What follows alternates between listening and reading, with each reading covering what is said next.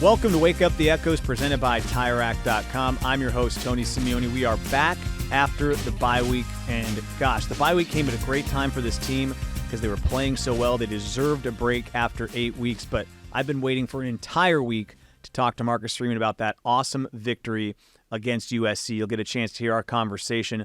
Also get a chance to hear about how he spent the bye week grilling some flag football coaches. Really interesting stuff he decided to spend his time doing during his time away. We also talked to a couple of defensive players. Xavier Watts, no surprise, our guest this week after the performance he had against the Trojans. And also Javontae Jean-Baptiste. Was great to talk to a couple of older guys on the defensive unit that to this point in the year has just played outstanding football. Finally, our guest was Justin Tuck. Man, I mean, this guy, two-time Super Bowl champ, had a legendary Notre Dame career. But on top of that, I think you'll really be interested to hear what he's doing now in his career in the financial sector. So 3 awesome segments in this show. We got great guests in Justin Tuck, the defensive side of the ball, and as always, Coach Freeman. So let's not waste any time, and let's join the head coach.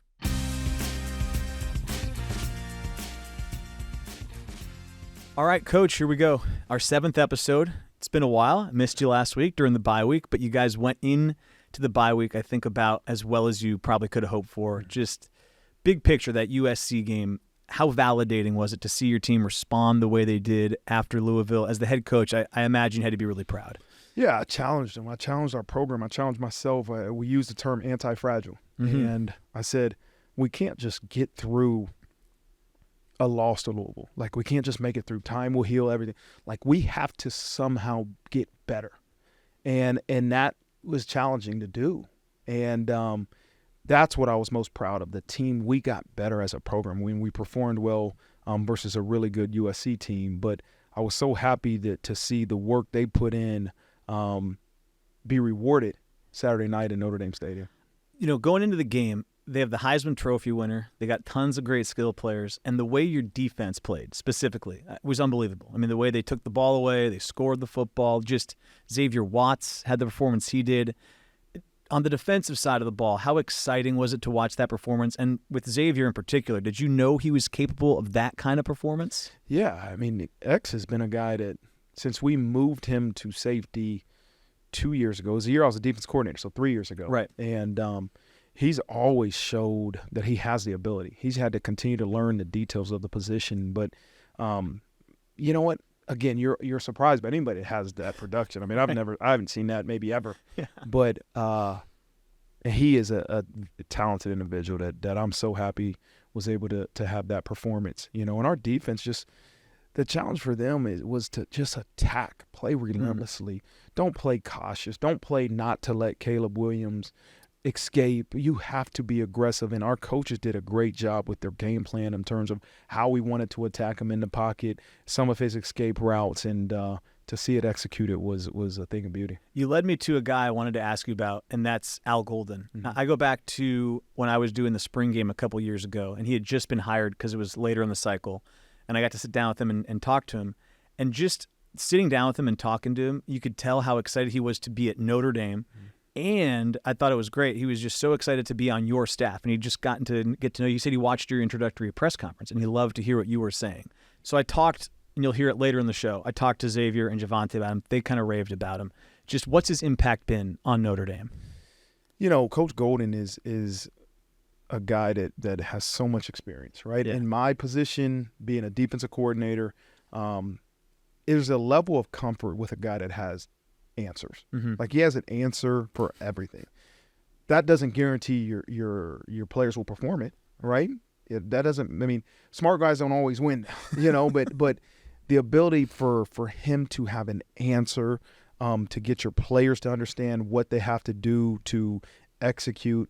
It's been just a really great feeling for me as a head coach to have him as our defensive coordinator, and to go into year 2 mm-hmm. where now our guys can continuously understand all the details that his defense entails. That's what you saw performing on Saturday. 2 weeks ago, we had some special teams guys in here. I don't want to look over the third phase because they had a touchdown in this one, the kickoff return. Last year, I know we had all the block kicks. Those kind of like stole the headlines, but I don't want to overlook the third phase in this game because it was at a really important time, too. Yeah. To get a kick return at that time, it felt like it just erupted the stadium. How important was that, and how exciting was it to see the third phase blow it open? Yeah, we were getting so close. We had 2 returns before that on KOR that got out to maybe the 30, the 35, and we were 1 block away. And to see – it was an 11-point game at the time, and they had just scored. And to see Jadarian take the whole thing back, man, was just really a total execution by all 11, and was a great moment. And we needed it. Our team needed that because that's kind of what shut the door. Right. And what really helped us secure the victory. I always like to ask you about the locker room, and in this case I'll ask you about being on the field and in the tunnel. I saw some great footage. Just after big wins like this, it does seem like you make a point to soak it in, appreciate it, kind of let it all out. What are those moments like? What comes to mind when you think about USC? Well, I learned last year after Clemson, like, these moments don't come every Saturday. Yeah. And I wanted to make sure I got back out to sing the alma mater. So I went. We kind of ushered me to do the post-game interview right there in the tunnel, where it wasn't as crazy as it was in the middle of the field versus Clemson. But then we made our way back out to really do the alma mater and just embrace it and soak it in with the student body, with the fans, with everybody involved with Notre Dame. And then we went back to the locker room, and I wanted to recognize Father John and Jack Swarbrick. And so I don't present game balls, but I wanted to, at that moment, present game balls to those two because it will be their last win versus USC. And so those two have done so much for me personally and for this program and for this university that I thought it was a great moment to recognize those guys. Let's talk a little bye week because you didn't have a game last week, but I know the work doesn't stop. Just for those that don't know what the schedule looks like, what did you do throughout the 7 days between Saturdays, I guess, that you didn't have a game? Yeah, we practiced Monday, Tuesday, and Wednesday because that was the challenge, okay? In these first 3 days, we have to get better. Okay. We have to get better. We're going to help you recover physically after these 3 days, but Monday, Tuesday, and Wednesdays, we went after it. We got good on good. We went to work. And then Wednesday after practice, this was fall break, so they could go home. Right. So all of our players flew home or drove home, and they were off until Sunday. They had to be back Sunday. Coaches, we went on the road recruiting Thursday and Friday. Saturday, my wife ran a half marathon, and so I had to go be a supportive husband. Where was that half marathon? It was in West Lafayette and Purdue. Oh, okay. Yeah, because when I was at Purdue, the athletic trainer there was a guy named Doug Boersma that passed away this year. Oh, okay. And so he was being recognized as part of that half marathon, so my wife wanted to go run that. And so I got back probably around midnight on Saturday morning from recruiting, and then got up and drove down to support her and brought her back. How did she perform? Did she hit her marks? Okay, yeah, good. she wanted to be under 2 hours, and I think she was 150 something, nice. low 150s, and she did a good job. And then, the competitive side of me is, I was watching it, and I'm like, I could do that. I was a competitive side, like I can do that. But did you go up to her at all and say, mile 10, I thought you could have shaved it 30 seconds? No, seconds? absolutely not. I would no, definitely not. Okay. You weren't coaching, you were just supporting. But I did say there were some people that kicked in. I mean, as fast as they could. Okay. She's like, yeah, I just want to stay my same pace. I said, okay, all right, well, all right. And so I didn't say much. Fun drive home, yeah. Yeah, but it was great to see her do that. And then Sunday, our kids, 4 of our boys and our daughter had flag football. So I went to go be a supportive father and a fan. I need to know more about this. So when the Notre Dame head football coach shows up. There was 5 coaches there. 5 coaches. Me and 4 other assistants all had kids playing football. Okay, so we got to unpack this then. So half the football coaching staff That's right. shows up to a flag football game. Are any of them involved? They can't be involved with these staffs. They're all just dads in this case? We're just dads. Okay. Do you have to hold guys back to make sure they don't get involved? Or is everyone good? They're just watching, taking Gaduli was the only one that, like... Gaduli's too... Yeah, he was out there coaching. I'm like, what are you doing, man? Get off the field. Let those other guys... Take a weekend off. Yeah, let the coaches coach. Let the coaches coach. But we were sitting there, and we were critiquing, what the coaches were doing. We were being fans. So I heard a rumor there's a member of the press that coaches the team with your kids on it. That's right. Do you want to expose this person and see what and tell him what you did? I exposed him in the press conference. There was a post-game press conference. Yeah. So Tim O'Malley's the coach. I told him yesterday, when I saw him playing, I said, listen, I'm taking notes. I was going to write an article. I was like, I didn't have time to do that. But I said, I want you to know I'm taking notes. You got questions that need to be answered. So in my press conference, I asked him, I said, hey, there was 2 trips to the red zone, came out with 0 points. And I assume you were the offense coordinator because you were only a coach out there. Mm-hmm. Said one of the plays was a reverse pass that was intercepted. What went into that play calling thought? And he had an answer. And what was the answer? Do you have anything? Yeah, he said I coach probably speak? should have ran it. Okay. You know, I said the better answer would be like what I said, lack of execution. Right? There's a lack of execution. But then the other one, I said there was a Nico Freeman who's 8. I said that had a long run that was negated by only having one flag. You have to have 2 flags on. I said, whose responsibility is to make sure your players have 2 flags? And he almost blamed his other coach. I said, whoa, Tim. It stops with the head coach. It's the head coach. It's a master class. Yeah. Wow. It was fun. It was a lot of fun. There was a lot going on there. I need to start going to this flag football games, it sounds like, because I could really see some entertainment. Man, that is good. I'm glad you put the screws to him, because every other week they're coming after you. But he did win. I said at the end of the day, I said he won 2 championships. They won, I think, the 2nd and 3rd grade and the 4th and 5th grade both won, and he was the coach. So I said, kudos to you, man. You won 2 championships. So that is great. Yeah. Gosh, flag. I didn't realize how fun the bye week actually could be. Last one before we take our first break. I just want to know. I asked Javontae when he was here, but I'm curious to you because the schedule's so weird from your standpoint. You had 8 in a row, and then you get 2 on, 1 off, 2 on before a break, before a bowl game. Just as the head coach, what do you like about the opportunity of this schedule? You have some great tests, but just what are you focused on with this kind of unique schedule? You get 2 weeks and then a break and then 2 more weeks. Yeah. This bye week was so crucial for our guys mentally and physically that I think we're all refreshed. Every coach, every player is refreshed. And so my challenge to them is this is a 2-week macro is a 2-week sprint. Right. Not jog, not a marathon.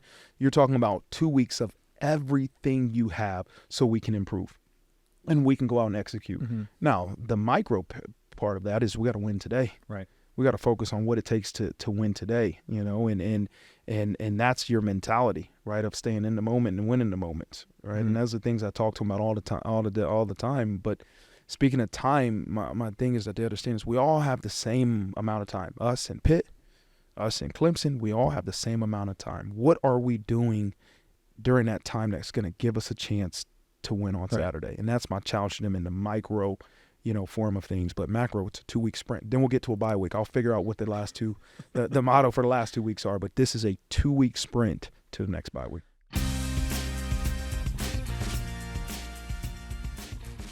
All right, guys. So we're here for our coldest moment of the week. It's presented by Yeti. Appreciate you guys joining me. Got Xavier Watts, Javontae, Jean-Baptiste. I was going to ask a different coldest moment question, but I'm going to start with a different one because I looked at your Twitter. And you had a question a couple weeks ago, maybe a couple months ago, about do you prefer orange juice or apple juice? You remember this tweet? Oh, yeah. Yeah. So cold drinks, I'll start with Xavier. Orange juice or apple juice? I love orange juice. Orange juice? Orange juice is my favorite drink. How you just switch it up like that? You wanted to say apple juice. No. You heard him slip, right? Yeah. I meant to say orange juice at first. No, So you think it's apple juice? Yes. Why is it apple juice? I don't know. I just love apple juice. Come on now. When you grew up with you, was eating more apples or oranges? Apples, but Exactly. the juice itself, like orange juice, is better. You can only have orange juice in the morning, bro. No, you can't. So you eating You orange have juice it with just- lunch? You drinking orange juice with lunch? No. Okay. But So you like apple juice because you can have it throughout the day? Yeah. Yeah. It is a little more versatile. You can have it for dessert at the end of the day. Okay. So That's we got a valid apple point, juice, though. orange juice. Yeah, he's making you a convert right now. no, I can hear it. I not can- convert me, but Okay. that's a good argument. Okay. I like that. All right. Actual coldest moments, though, from 2 weeks ago. I want to talk about this guy's game. Have you guys each talk about each other's coldest moments, but I want you to talk about Xavier. When you saw the game he had last week against USC, what was going through your head?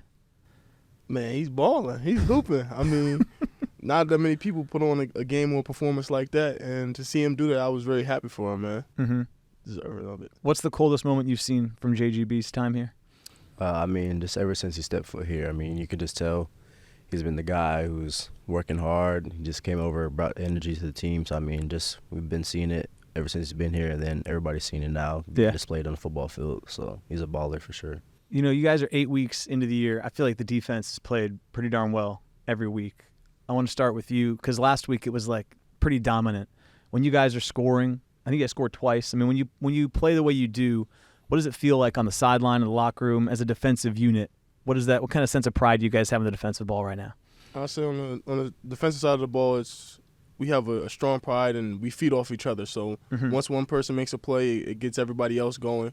And the thing is, when you come back to the sideline, it's like, yeah, we did good, but can we do a little better? Like we just sometimes stuff may happen, but you just gotta one play, one life it, and just keep going. Oh, you got the coach's sayings down. One play, one life. I like that. Yeah. What about you? Nah, just like Javontae, I mean, it's just coming onto the field and just trying to dominate the opponent. I mean, when everybody makes a play, we just all want to celebrate with each other, and then just kind of just keep continuing to get better when we make mistakes, or just looking to the next play.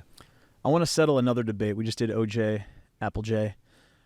Cam Hart was here, I think 2 or 3 weeks ago, and he said that he thought corner was the toughest position in all of football, any phase of the game. So I want you guys to chime in. One, do you think corner is the toughest position? And if so, why? And if not, what's the toughest position? And we'll start. I see your head spinning, so why don't you start? Yeah, I definitely agree with Cam. Really? Yeah, because, I mean, you're covering somebody, you don't know what he's run past, you know what route he's running. You're running backwards. I mean, it's pretty difficult. There's a lot of aspects of corner that are pretty difficult to keep up with. So you think corner is the hardest position on the think field? corner is the hardest for sure. What about you? I don't know, man. I feel like to each his own. Like corner, I'd say. Well, you think corner is the easiest? No. Oh, okay. No. I mean, they got to cover people running backwards. I'm not saying that's easy. Okay. That's very hard, but nah, I'm gonna give it to him.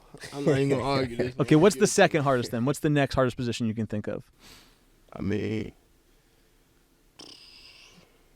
I'd say it might have to be. It might be tackle. Offensive tackle. Yeah. Okay. Why is that? I mean, just looking at the guys who they have on the edge, how like fast and physical they are, for them to have to literally kick step backwards and maintain up with that speed, like it's a hard thing to do. Yeah, and you're trying to make their life miserable too, right? Yeah. How have you liked? We were talking before we started here. You came over here from another town in the Midwest. Have you liked the adjustment to South Bend? I like the adjustment to South Bend. Yeah, it's a beautiful scenery. Everybody's around. Just gave me open arms as soon as I got here, and you get to. The thing about here is, like, if I see somebody on campus, I'm probably going to see them again. So yeah, like, it's a little smaller, right? Yeah, it's a little smaller. So that's what I really liked about being around here. It's just a real family environment. Yeah. Have you noticed that in your time here, Xavier? You've been here longer. What's your impression of this place? No, yeah, just like Javontae said, I mean, it's just a small type of community. I mean, most people knows everybody. So, I mean, I like the aspect of just how small it is and just great community. I mean, everybody's friendly. It's a real cool place. Yeah. I like South Bend. I also talked to Cam about switching from receiver to the defensive side of the ball. You did that same switch too, right? Yep. What was the toughest part about switching from offense to defense? Probably say like the movements, backpedaling, getting out of your brakes, staying low on your back pedals, like those type of things. I mean, knowing the playbook was a little difficult as well, but I mean, you're covering when I first switched over, I thought it was pretty simple. Like, you're either covering or you're going to tackle somebody. Right. But obviously it's way more detailed. But I definitely feel like those skills, like backpedaling, those type of skills. He admitted to me that it's because he couldn't catch, that he moved. Is that why you moved? I could catch. Yeah, I saw last week you had to. I could catch, yeah. All right, so your hands are okay. No, yeah, they're fine. Okay. I want to know, too, about Omaha, Nebraska. I don't know a lot of people from Nebraska. I know a couple, but not that many. What was it like growing up in Omaha?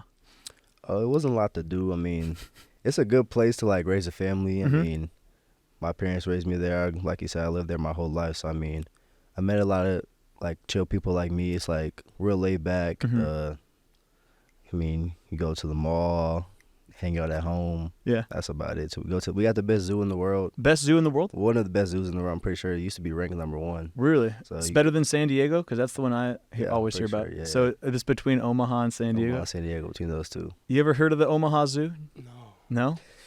What's the best zoo you've ever been to? Man, I don't even know the last time I've been to a zoo. I think the Brooklyn Zoo might be it. I wanted to ask about your DC, Al Golden. I mean, I've talked to him a couple times. I don't play for him. I'm going to know what it's like to play for him. He seems just like a guy that's easy to play for, makes it fun. You come over, this is your first year playing for him. What are your impressions been of him so far? I say, the thing about AG is, like, and kind of like at the beginning of the week, he's like a little chill. But then, like, towards the end of the week, he gets so fired up. And then, like, seeing that side of it, I love seeing him like that. The day before the game day, he's so fired up, he's juiced up. And then just, like, you see him moving around on the sidelines, and he's back calm. Hmm. So then it's like, but once those moments come and those special plays come, then he's back like amped up. So then I just love how he's able to like control his meter and his juice and just know how to handle everything. So you like that he's got both ends of the spectrum covered, right? Yeah. Yeah. What about you, Xavier? I agree. I mean, Coach Gordon's a great guy. I mean, like you said, he can turn up or he'd be real chill. But I think the thing I like most about him is how passionate he is. I mean, you can tell that he really cares for us. Like, he wants us to succeed, and he really cares about our defense and the whole team as a general. So Yeah. Hey, I want to ask you about that feature that they ran on College Game Day a couple weeks ago. It was about your dad, right? And for those that didn't see it, I think he was shot and was paralyzed from the waist down about 20 years ago, right? Yeah. Just to the extent you can share, like what impact did that have on you? I know you said that he's been really inspirational, kind of motivating you to make the right choices in life. Just that whole experience, what was that like growing up with him and his situation, and how has he helped you get to where you've been? Yeah, it was difficult. I mean, because like my mom, it was kind of her doing some stuff beginning by herself, and obviously I couldn't help because I was small. But as years went on and I got older, I was able to help her, help with him. So I mean, just his impact in both of our lives made us stronger, and just what he's done for me to be able to still like help me get to where I am today, and kind of just what I do, why I do what I said in the show is why I do what I do is for him, because he kind of lives his sports dreams, what he had through me. So, how excited was he the other night then? Nah, he was pretty excited. He was going to come to the game, but he didn't want to come because it was supposed to be rainy and cold. Yeah, but he didn't come. And then I FaceTimed him after, and he was pretty salty about it. He was like, "Oh, well, I should have come." I was like, "Yeah, well, you missed out." But he missed a good one from you. Yeah. Nah, yeah, definitely. Okay, so put it in perspective for me. Where does that rank? I'm sure you played some great games in your high school career. Did you ever have a game that good? I assume you've had some good performances, but that's about as good as it gets, right? No, yeah, I don't think I've had something top that. I mean, obviously it was a magical night. It was pretty cool, but I don't think I've had anything like that before in my career. Last one I have before I get you out of here and bring Coach in to talk with you is just what was it like? You get the win going into the bye week. You're on the field. The fans run on the field. Just what was that experience like? I'll start with you, JJB. I mean, it was exciting. It was like a time just where you get to see like the love of everybody and just how much it meant to not just the team but to everybody around here. And like that's something you can't take for granted. Yeah, because you get to see how much like we mean to the community and how much this meant to the community. So then it was a great moment to be with them. Yeah. What about you, Xavier? What's it like to be on the field? No, it's real hectic, but it's really cool because you get to see, like Javontae said, everybody's from all the stands that they love supporting us. They love coming to the game. Just come down and celebrate a big win with us is really cool and exciting to see that. Not everybody gets to experience. Yeah. All right, well, thanks for coming and joining us. You're going to take off. We're going to bring Coach in for you, all right? Yeah, thank you. All right, thanks.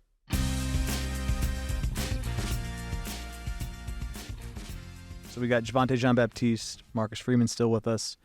Peanut butter and jelly sandwich, Coach. Would you cut it diagonally? Yes.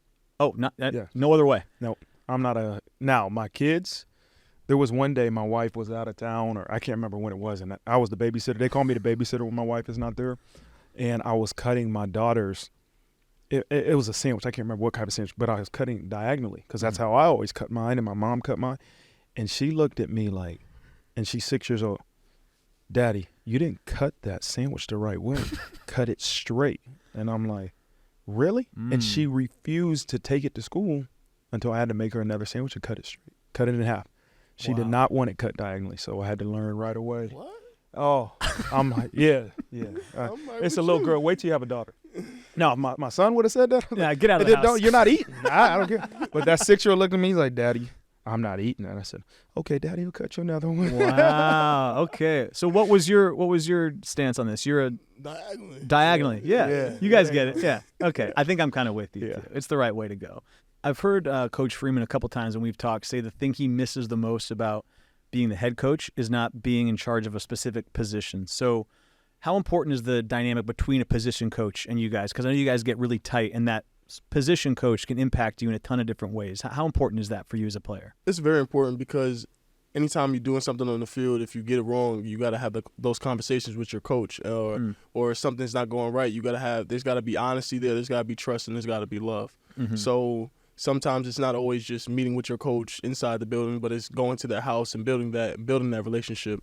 So then you guys could trust each other and open up. We talked with the defensive guys about the toughest position. Before we started here, you were saying, without a doubt, it's quarterback. Not to be confused with cornerback. It's quarterback. And you were saying you learned a ton in the last year and a half as the head coach. Why is quarterback the hardest position? Yeah, it's just so much that goes into the decision-making pre-snap, getting a signal, pre-snap, going through your progressions, making the checks. Then you got to deliver, right? And you got to do exactly the fundamental that it takes to have. So you can make every perfect decision, but if you don't deliver the football where it's supposed to be, then it's still a minus, you know? So there's a lot on that guy's plate. There is a lot. There's a tremendous amount. I always say that guy is most similar to the head coach, right? Because now he'll get a lot of praise when things go well, unwarranted, but he also gets a lot of criticism when he could do everything right, but maybe the receiver ran the wrong route. Maybe somebody didn't block the right guy, or maybe the back didn't block, and he gets sacked, but it's all going to be on the quarterback's fault,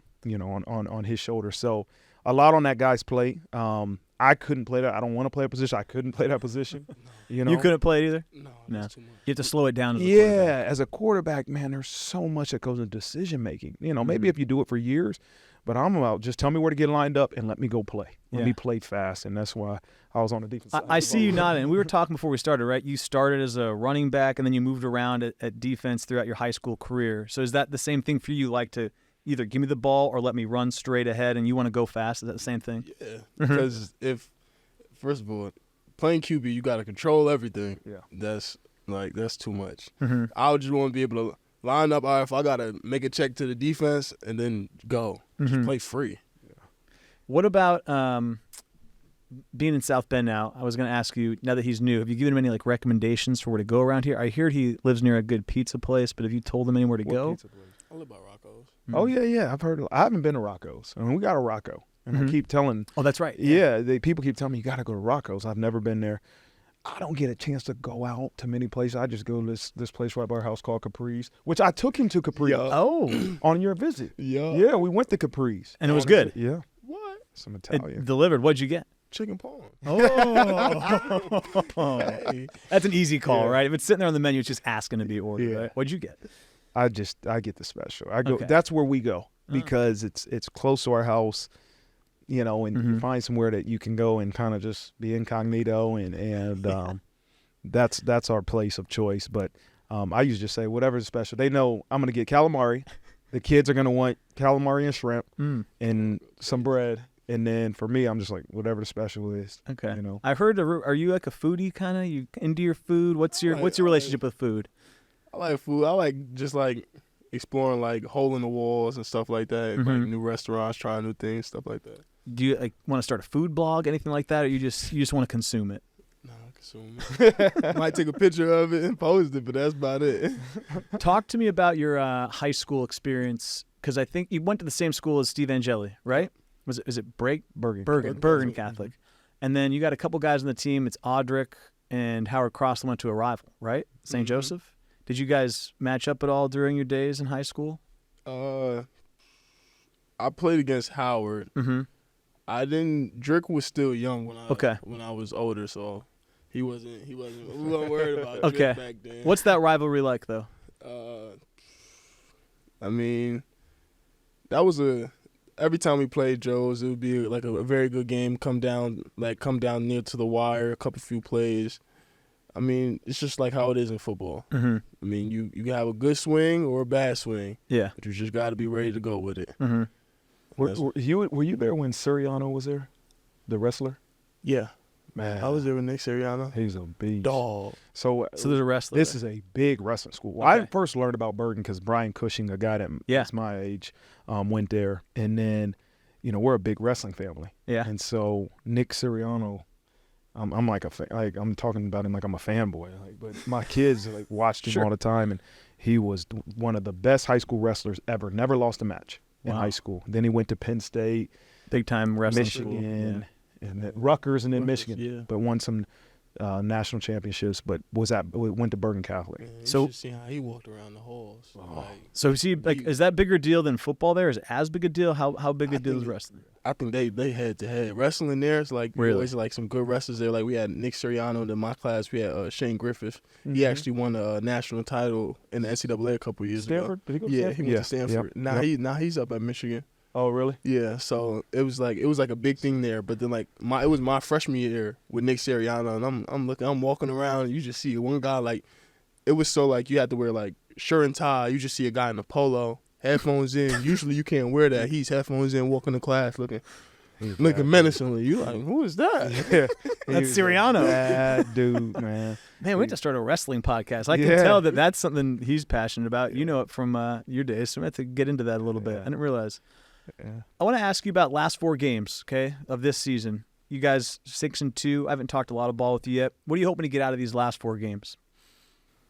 I say just everything for us has been about more growth and improvement Mm-hmm. because we haven't played our perfect game yet or our best game of ball yet. I mean, you could say like, yeah, certain games were our best things, but there were still certain plays that we were like, that shouldn't have happened, and we could always get better. So that's what we've been looking for. We've just been looking for a way to make sure that we're be able to get to our best versions of ourselves to put that game together. I know you like the sound of that, what Oh, he's I love saying. it.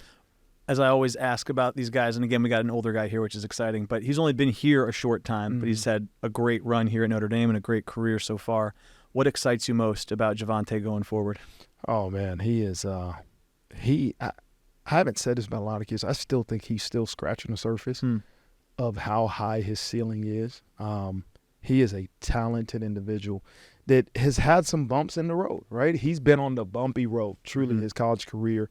And for him to come here and reset, and as you watch his career from when he got here in January to where he's at now, continue on that bumpy road, but it's really gotten a lot better, right? And I think he'll play a long time. As long as, God willing, he stays healthy, he's got the ability to play a long time professionally. And then he'll be successful. He's got so many interests outside of the game of football. Obviously he has his degree, and I just can't wait to watch him. Yeah. I'm going to be going to some of his NFL games for sure. Oh, I like that. Oh, don't leave him hanging. Oh, My bad. Oh, my bad. Hey, I ain't leaving him hanging. This is my guy.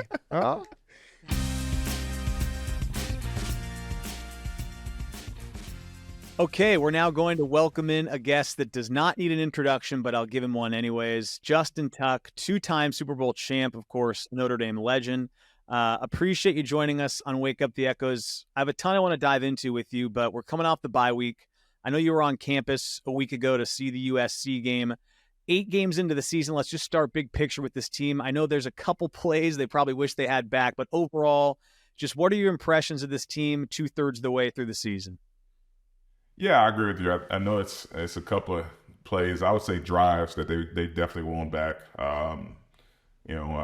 But that's big time college football. Notre Dame plays a schedule that is going to demand that you are on for the entire 4 quarters and down to the last second. And when you're not, we play the quality of teams where, you're gonna have some ski away from you, right? So. But that being said, through 8 games, I definitely see this team's resilience. I see this team's talent. I see this team's fight. They haven't been as pretty as I would like them to be because now I'm a fan. Obviously, when I was playing, I had more to do with the outcome of games. But being a fan now, I don't like the nail biters. So last week against USC was a lot more fun than some of the others, but. Yeah, I'm very happy with where we are as a team, given the fact that I do think that we should have a team and should have had a team that was vying for winning a national championship. I guess that's not in the cards for us this year, but again, I think all of us as alumni have liked what we're seeing. We've been in every game. The fight has been there. We just had some bad breaks that has cost us a little bit there and there, but that's part of it. You brought something up I wanted to ask you about, and it's just about how your Notre Dame fanhood has evolved since you were on the team, going through, of course, the NFL and now being out of the NFL.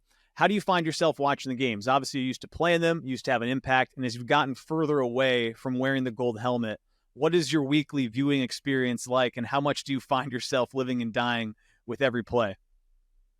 Oh, anxiety. That's how I watch it, with a lot of anxiety. Hey, listen, I think I care. It feels like my body and my mind and my heart and soul cares about the outcomes of these games more than I did when I played. And the reason why I say it feels that way, because again, going back to like being a part of a team and being a part of the outcome of a game, you have the same anxiety. The nervousness kind of goes away once you're playing.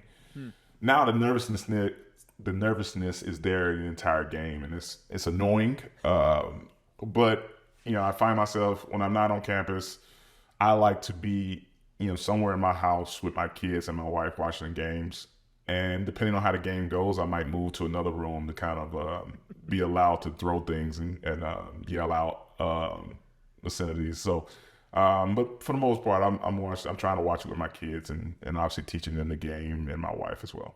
What was it like to be on campus a couple weeks ago? I'm curious, how often do you get back? And then when you do get on campus and you walk around this place that was obviously so meaningful to you, what goes through your head? Well, to be honest with you, I haven't had the opportunity to just fully engulf myself into the pageantry that is, a football weekend in Notre Dame. Typically, when I come out, it's a quick trip because I got to get back for a host of different things that we're involved in on this side of the world. But I got the opportunity to go last week to the USC game. I didn't get the opportunity to kind of spend a lot of time around campus, but I think it's such a magical place for what I have gotten to experience as far as just walking around campus, seeing all the alumni back, all the tailgating that's happening on campus, not necessarily even just around the stadium, but just all around campus for all the communities that come back. And then being in that stadium is just, for me, I don't think it's any other better place to watch a college football game or a football game for that matter. The fan base, the pageantry around it, and again, I have so many fun memories of my playing there, my going to school there, continuously seeing the campus evolve and change and doing it in a way that's still Notre Dame. Right. is tremendous to watch as well. So, hopefully we'll get the opportunity to go a little bit more now that my kid's a little older and we can kind of, parlay some things on this side to get out there a little bit more. I'm looking forward to that opportunity to do that.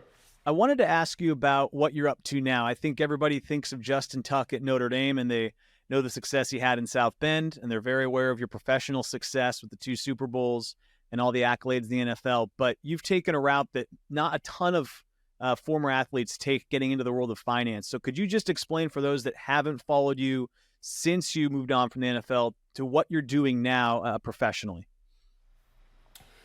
Yeah, I mean, I guess it speaks to how important it is for an athlete to choose to go to a school that's going to prepare you both, obviously, in your sports profession or sports likeness, and also in your everyday business acumen, your likeness as a student.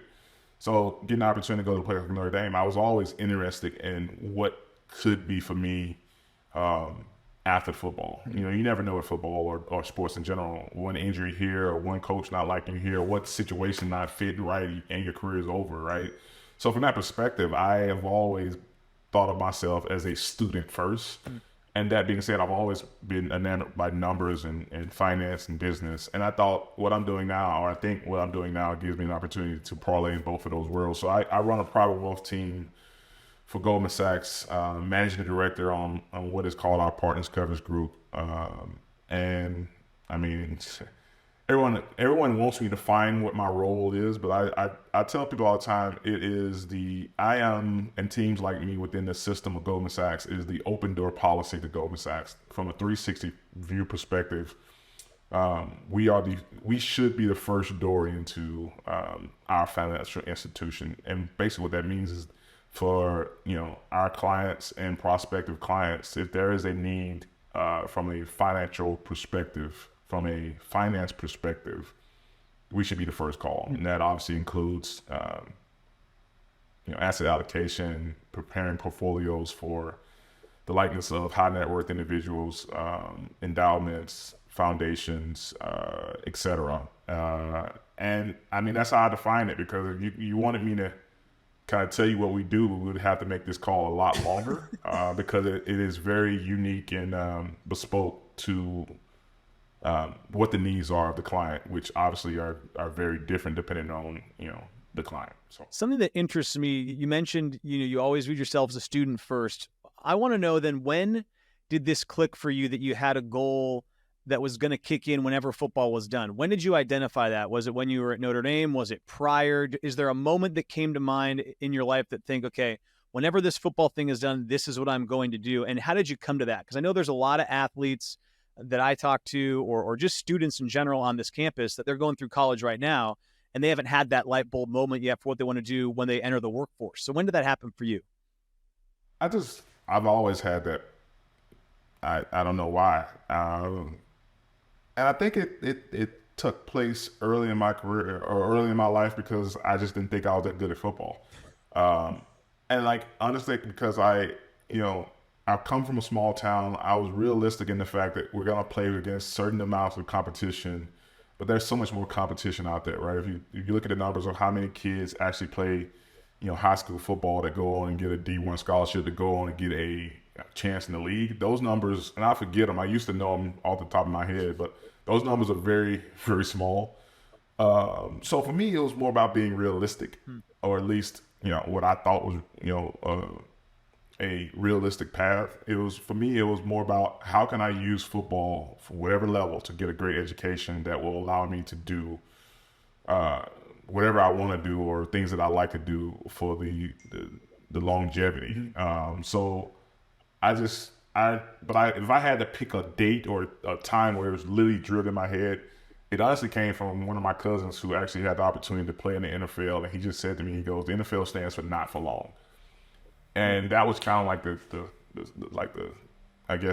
aha moment of like, even if you do make it, even if you do get the opportunity to play, and I guess my life in some ways is a model of that. I played for 11 years. I was pretty successful on the football field, but I retired when I was about to turn 33 years old, right? So like, what are you going to do after that? And so yeah, it was something that I'd kind of lived with all of my, probably from high school on, trying to figure out. And that's one of the main reasons why I stepped foot on campus at Notre Dame, was like, I got to go to a place like this, right? That's going to prepare me for more than just, a good NFL career. I never heard that. That's a good one. NFL stands for not for long is what I'm going to start rattling off.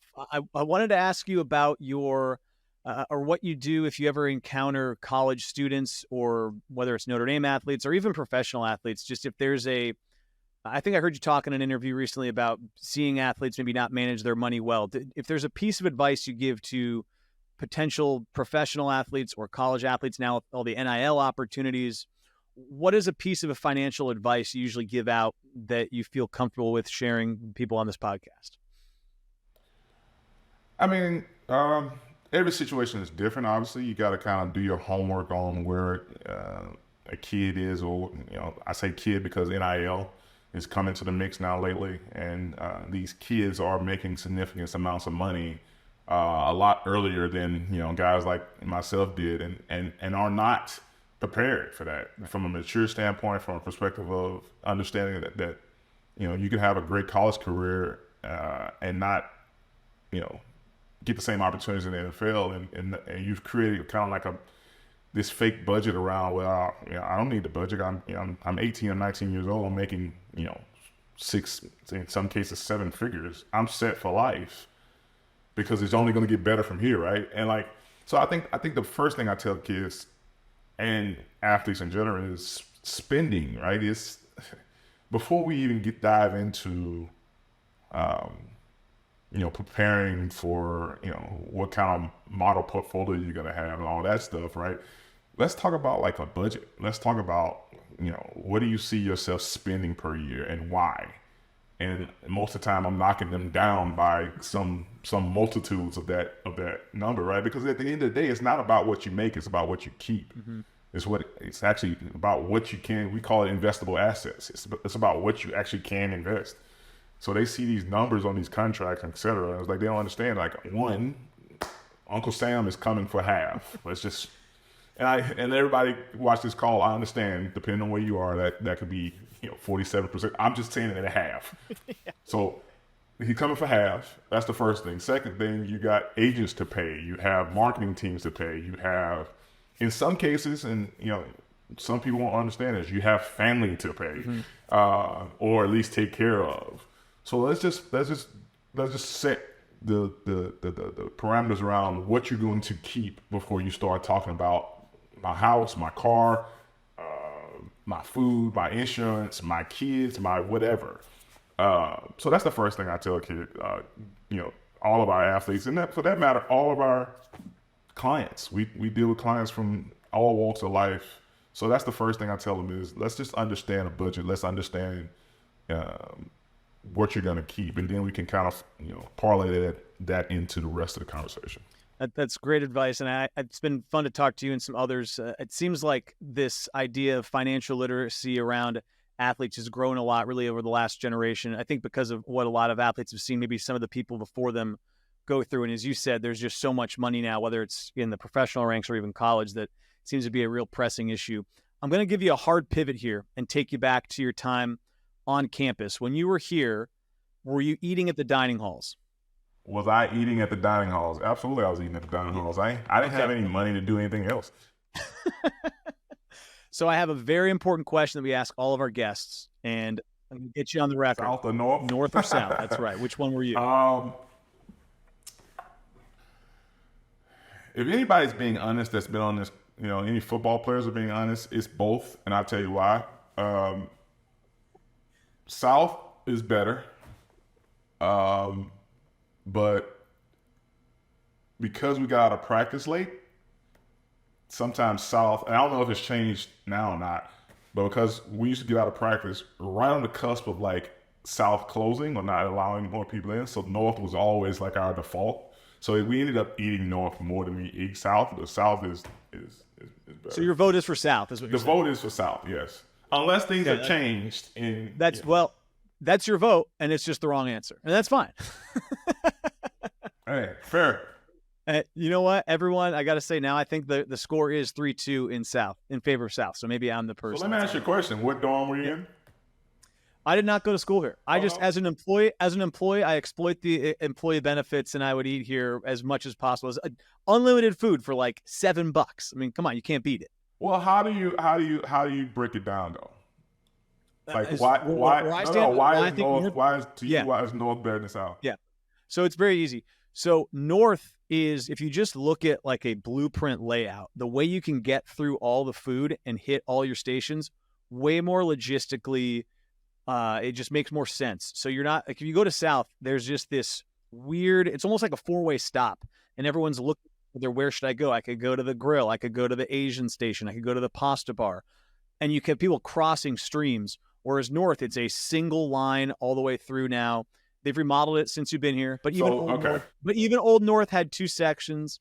And then I just find, and you didn't say this, so I respect your answer a little bit more. You hear a lot of South people talk about the kind of the aesthetic of South, it being kind of like a cathedral. They say it reminds them of the Hogwarts dining hall. And I say, I go to eat. I don't go to, observe the stained glass. And so that's where I push back on South. Well, again, this is going to sound kind of like the big bad wolf of the football team or whatever, but whenever we walked into a dining hall, we didn't have to worry about, people kind of cleared out of our way. So watch out, Tuck's coming through. I'm sorry. And typically I was walking behind some bigger people. So I was just kind of like, hey man, how I equate my visual of South dining hall, or any dining hall there for matter, is like, think about a snowstorm, right? And you're driving on a road and you pull up behind a 18-wheeler. Uh-huh. You know how to, like, the path's kind of cleared, a little bit more cleared for you to kind of like drive right behind it.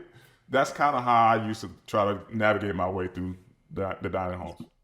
You've absolutely cleared it up. You experienced a much different dining lifestyle than I did in those dining halls. And for that, I respect your vote for South. It's official. You're on the record. I'm very appreciative of that. We're going to take a quick break and come back with our From the Irish question right after this.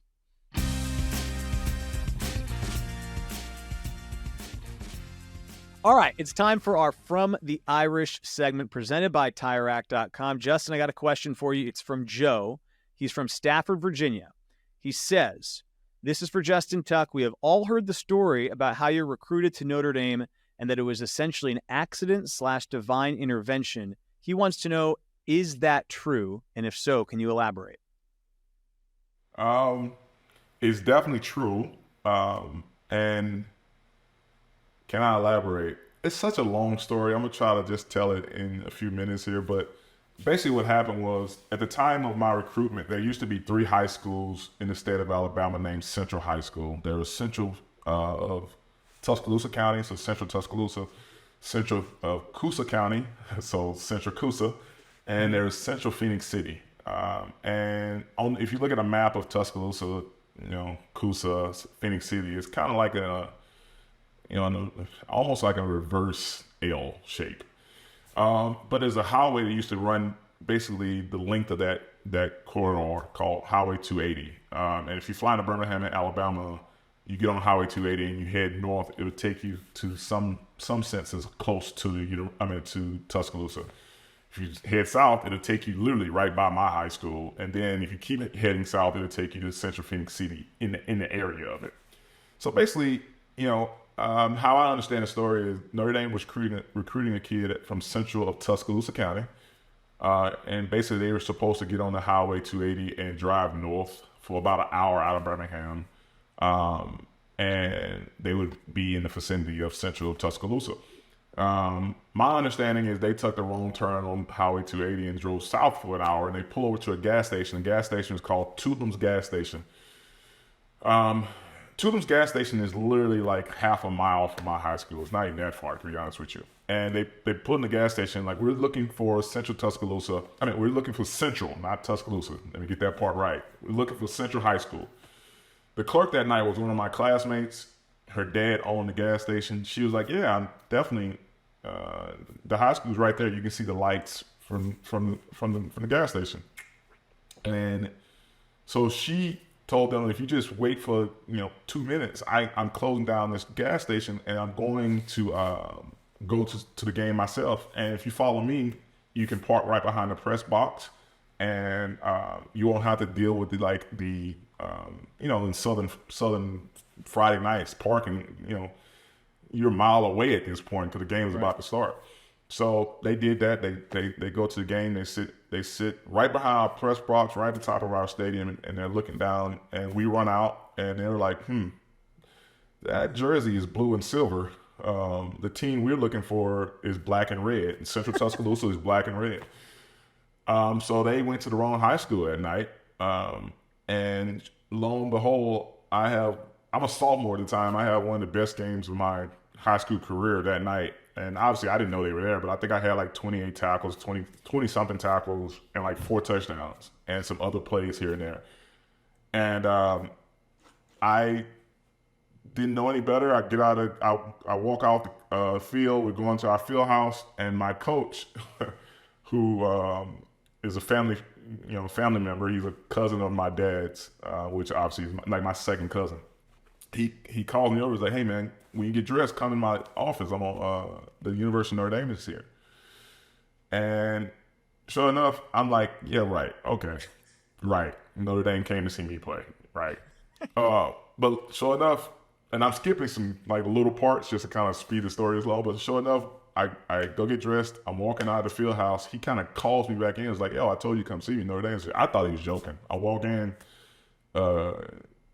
Greg Madison and Desmond Robinson from Notre Dame was there. And long story short, that started my recruitment. It wasn't like they offered me on the first night, but that started my recruitment. They came back down later with Coach Davey to watch me play football. Watch me play a basketball game against actually at the time the number 1 player in the country, a guy named Gerald Wallace, who was my direct rival. The Gerald Wallace. Yeah, me and Gerald played against each other all year. Wow. We used to play against each other at least 4 times a year. Wow. I won most of those, by the way. Not because I was better at basketball than him. I just was on a better team. But yeah, so they came and watched us play. And actually that night we got beat by them, which was not a lot, but they beat us that night. And I think Coach Davis said something about, he could tell my leadership in good and bad times, and that put him over the scale for offering me a scholarship. And that's how I got recruited in Notre Dame. That is an unbelievable story. The lesson I heard there is that you never know who's watching. So I think everybody at Notre Dame is grateful that they took the wrong turn that night. And Justin Tuck, can't thank you enough for joining us on Wake Up the Echoes. Thanks for obviously everything you've done for Notre Dame, and best of luck with everything going forward. Looking forward to seeing you back on campus. And if you are, we'll go to South Dining Hall. Sounds like a plan to me, my friend. Thank you for having me. And obviously, God bless and go Irish.